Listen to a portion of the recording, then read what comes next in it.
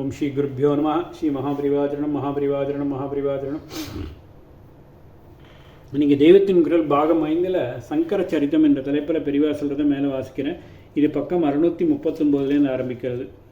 சந்திரசர்மாவின் காலத்தில் ஒருவருடைய சொந்த இச்சைக்காக இல்லாமல் சில அத்தியாவசியங்களை முன்னிட்டு பிராமணர்கள் இதர கன்னிகைகளை அங்கீகரிக்கும் வழக்கம் இருந்திருக்க வேண்டும்.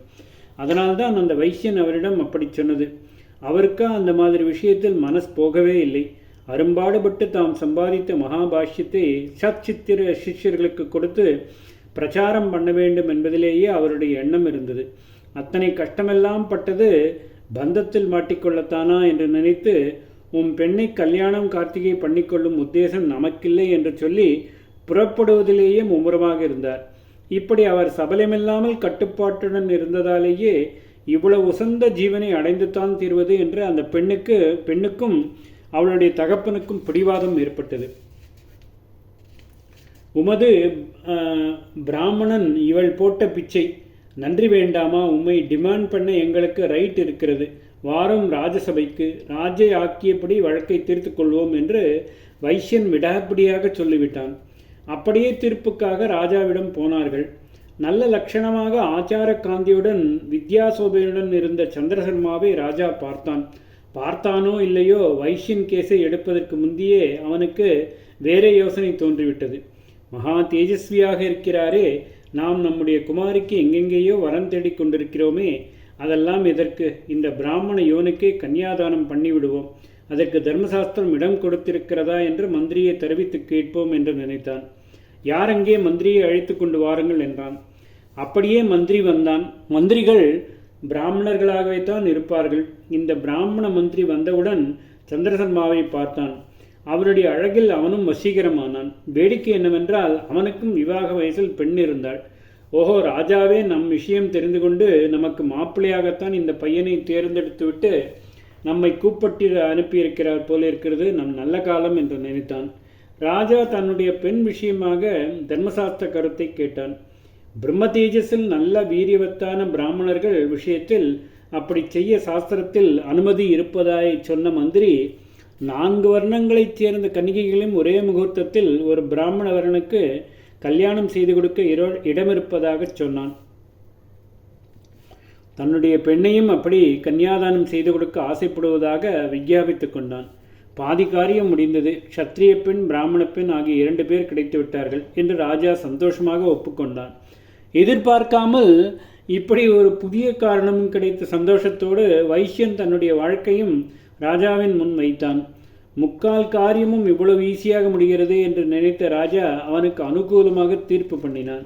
இந்த மாதிரி ஒன்றாக திரும்ப ஏற்பட்டதை பார்த்த சந்திரசர்மா, இப்படித்தான் ஈஸ்வர சங்கல்பம் என்று தெரிகிறது. அதனால் நாம் ஒன்றும் முரண்டு பண்ண வேண்டாம், நடக்கிறபடி நடக்கட்டும் என்று விவேகமாக விட்டுவிட்டார். மாமனார்களாக ஆவதற்கு 3 பேரும் போட்ட ஜாயிண்ட் மனுவுக்கு தலையாட்டி விட்டார். மனு ராஜ ஆக்கியக்கு மல்லவா வந்துவிட்டது.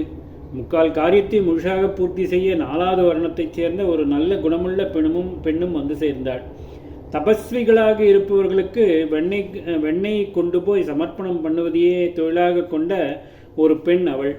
அவளுடைய கைங்கரியத்தில் அவர்கள் சந்தோஷப்பட்டு சத்பிராமணராகிய சந்திரசர்மாவை அடையாளம் சொல்லி அவளுடைய புண்ணிய விசேஷத்தால் அவரையே பதியாக அடைவாள் என்று ஆசீர்வாதம் செய்திருந்தார்கள். அதன்படி அவள் வந்து தன்னை அங்கீகரிக்கும்படி அவரிடம் பிரார்த்தித்து கொண்டாள்.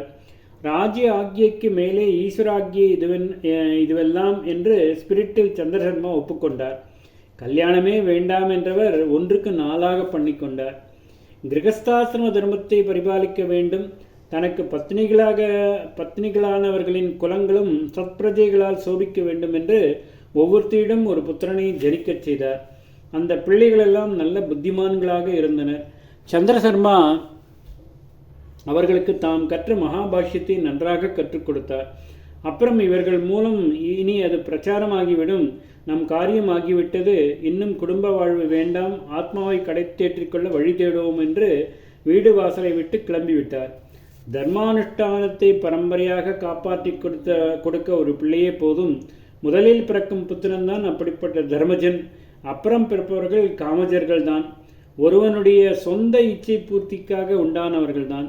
அதனால்தான் ஜேஷ்டபுத்திரனுக்கே கர்மாதிகாரம் கொடுத்திருப்பது.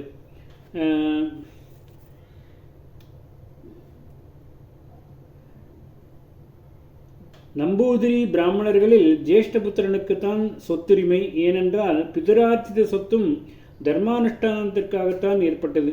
மற்ற பிள்ளைகளை சரீர சம்ரட்சணை பண்ணி வளர்த்து அப்புறம் அவரவரே சுயமாக சம்பாதித்து தன் காலில் நிற்கும்படியாக விட்டு விடுவார்கள். ராஜ்யாதிகாரம் மூத்த பிள்ளைக்கு மட்டும்தானே கொடுக்கப்படுகிறது, பல பிள்ளைகளுக்கு பிரித்து தரப்படுவதில்லையே. அப்படி ஒவ்வொரு பத்னியிடமும் ஒவ்வொரு புத்திரன் உண்டான பிறகு சந்திரசர்மா இந்திரிய நிகிரகத்தோடு இருந்து விட்டார். அவருடைய மேதாவிலாசத்தின் காரணமாக பிள்ளைகளும் குழந்தையாய் இருக்கும்போதே நல்ல புத்திசாலித்தனத்தை காட்டியதால் தம் ஒருவரிடமே இருந்த பெரிய நிதியான மகாபாஷ்யத்தை பிரச்சாரம் செய்ய வேண்டிய கடமையும் தமக்கிருப்பதை நினைத்து அதை இந்த பிள்ளைகளுக்கு கற்பித்து விட வேண்டும். அப்புறம் அவர்கள் அதை பரப்புவதாக இருக்கட்டும் என்று தீர்மானித்தார். அதற்காக மேலும் சில வருஷங்கள் பல்லை கடித்து கொண்டு கிரகத்தில் இருந்துவிட்டு பாடம் முடிந்ததும் சந்நியாசி ஆவதற்கு புறப்பட்டு விட்டார். வீட்டை விட்டு புறப்பட்ட சந்திரசர்மா யாரிடம் ஞானோபதேசம் வாங்கி கொண்டு சந்நியாசியாக வேண்டுமென்று நினைத்தார் என்றால், ஆதிகாலத்தில் தமக்கு மகாபாஷ்யம் உபதேசித்த கௌடரிடமிருந்தேதான். வித்யா குருவியை சந்நியாச குருவாக கொள்ள வேண்டினார். கௌடர் பத்திரிகாசிரமத்திற்கு போய் பிரம்மனிஷ்டரான சுகரிடம் சந்நியாசம் வாங்கி கொண்டு தாமும் பிரம்மனிஷ்டையில் போய்கொண்டிருக்கிறார் என்று தெரிந்து அங்கே போனார். முன்னே அவர் இவரை கேள்வி கேட்டது நிஷ்டை என்ற பிரத்யம் பற்றி. இப்பொழுது இவர் அவரிடம் அனுபவப்பாடமாக பெற விரும்பியது பிரம்மனிஷ்டை. ஞானியாக ஹிமோத்கிரியில் சஞ்சாரம் பண்ணி கொண்டிருந்த கௌடருக்கு பூர்வகால சிஷ்யரை பார்த்ததும் சந்தோஷமாயிற்று. மனசார அனுகிரகம் பண்ணி சந்நியாசிரமம் கொடுத்தார். அதிலிருந்து சந்திரசர்மாவுக்கு அந்த பெயர் போய் கோவிந்த பகவத்பாதர் என்ற பெயர் ஏற்பட்டது. கிருஷ்ணர் தான் ஜெகத்குரு. அவருடைய நாமாக்களில் கோவிந்தன் என்பது விசேஷமானது. ஜெகத்குருவான கிருஷ்ணனின் பெயராகவும் இருக்கிறது, தம்முடைய நேர்குருவின் பெயராகவும் இருக்கிறது என்பதால் ஆச்சாரியாளுக்கு கோவிந்த நாமாவில் ஒரு அலாதியான பற்றுதல் உண்டு. பஜகோவிந்தம் பஜகோவிந்தம் பஜகோவிந்தம் என்றே ஒன்றுக்கு 3 தடவையாக லோகமெல்லாம் கோஷிக்கும்படியாக பாடி வைத்து விட்டார்.